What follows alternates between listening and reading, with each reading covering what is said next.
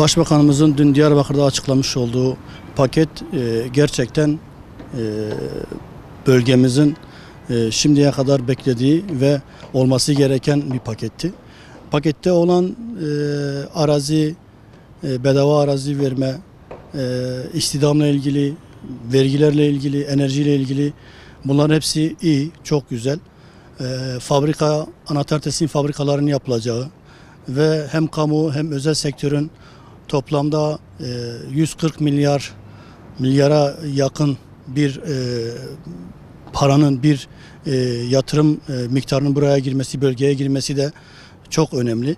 Çünkü ekonomik olarak bölgemiz hakikaten geri kalmış ve maalesef bu olaylarla beraber bölgemizde artık insanların yavaş yavaş göç hazırlığına başladığı, bu paketin bir nevi olsun bu göçlerin, bu insanların karar verdiği anlamda kararını bir daha gözden geçirmek için bir model oldu. İnşallah bu yardım paketi çok iyi olur. Bölgemiz için de inşallah hayırlı olur.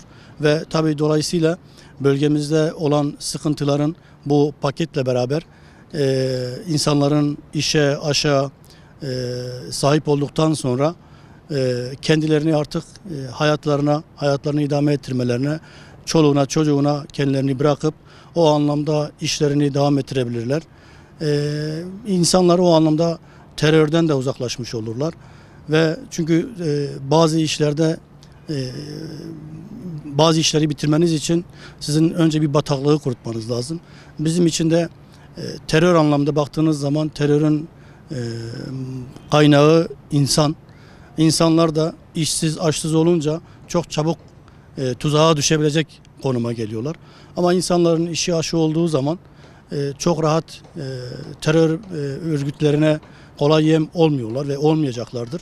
İnsanlar kendi işlerini yapacaklar ve kendi işleriyle ilgili de ilerisi için de hayatlarını idame ettirecekler. Bu anlamda da paketin bölgemize ve tüm Türkiye'ye hayırlı uğurlu olmasını diliyorum. Hükümetimizden de tek bir isteğimiz var. Bu anlamda bu paketin bir an önce yayılması ve yukarıdaki izlenimin, yukarıdaki hissiyatın aşağıdaki bürokratlara da, aşağıdaki yöneticilere de sirayet etmesini ve sirayet ettirilmesini de bekliyoruz.